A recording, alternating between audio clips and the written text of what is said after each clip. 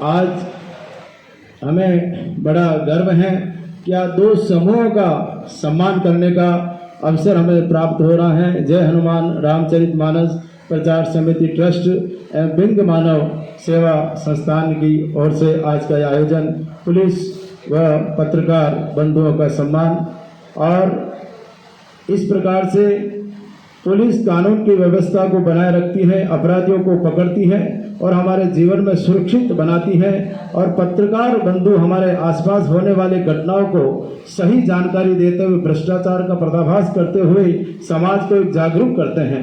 ऐसे अद्भुत कार्य दोनों पत्रकार पुलिस और पत्रकार बंधुओं का है। इन दोनों का काम आसान नहीं है।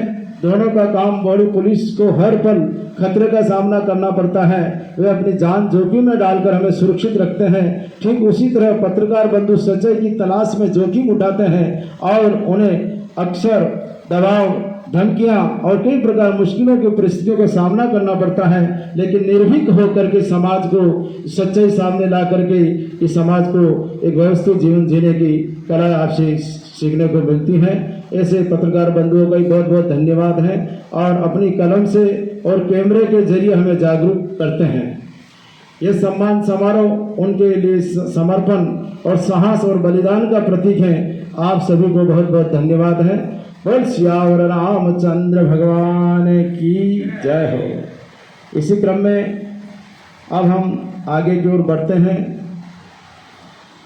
हमारे आदरणीय वरिष्ठ विष्णु जी हितेशी साहब से मैं निवेदन करूंगा कि दो शब्द आशीर्वाद स्वरूप आदरणीय विष्णु जी हितेशी साहब। वैश्वी माधवानी जी, पंडित निर्मल कुमार जी, मेरे साथियों बहनों,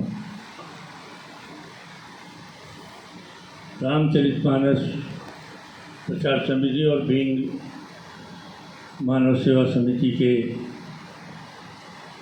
आदरणीय श्री सत्यनारायण जी चौबे साहब, माधवानी जी, आपको मैं बहुत बहुत प्रणाम करता हूँ कि आपने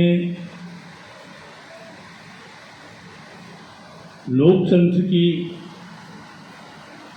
आज जो स्थितियां हैं समाज में,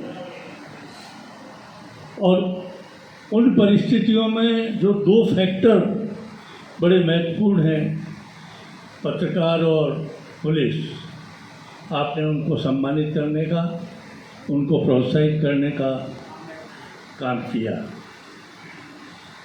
देखिए, पत्रकारिता का काम तो, जब हम पत्रकारिता की बात करते हैं तो सबसे पहले हमारे ध्यान में देवर्षि नारद और उसके बाद महाभारत के युद्ध काल से संजय, जिन्होंने युद्ध का हाल, आंखों देखा हाल धृतराष्ट्र को बताया था। देखिए, वो समय भी बड़ा चुनौतीपूर्ण था। सृष्टि को संतुलित करने, समाज में शांति और सुरक्षा व्यवस्था बनाए रखने, असुरों से सुरक्षा की बात, ये देवर्षि नारद के सामने बड़ी चुनौतियां थी। तो वे पग पग पर बड़े सजग होकर के उन्होंने ये काम किया। और संजय के सामने भी, जो एक धृतराष्ट्र के सेवक थे, लेकिन महाभारत के युद्ध में क्या हो रहा है और किस तरह की परिस्थितियां हैं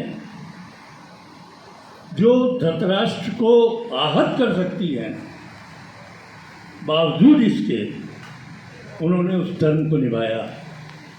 और ये धर्म आज हमारे इलेक्ट्रॉनिक मीडिया के सामने है। तो मैं यही कहना चाहूँगा कि आज की चुनौतियों में मैं समझता हूँ उस वक्त से ज़्यादा चुनौतियाँ हैं पत्रकार के सामने। पत्रकार को चौथा स्तंभ कहा जाता है, लेकिन मैं ऐसा मानता हूँ, मैं तो इसको ये कहूँगा कि इसको सरकार और समाज के बीच का सेतु ही बने रहना चाहिए। ये चौथा स्तंभ अपने आप को कह कर के या तो उसकी जिम्मेदारी को, आज हालात पत्रकारों के सामने ठीक नहीं है, आज चुनौतियां बहुत दूसरी तरह की हैं। आज हम डिजिटल युग में प्रवेश कर चुके हैं। आज पग पग पर बहुत सजग रह करके और लिखने देखने की ज़रूरत है। आज लोकतंत्र के सामने राजनीतिक परिस्थितियां भी इस तरह की पैदा हो गई हैं कि एक सामान्य आदमी को समझ नहीं आ रहा है कि हमारे देश को कहाँ जाना है, उसमें हमारी क्या भूमिका हो सकती है और हम किस तरह के राजनीतिक प्रपंच का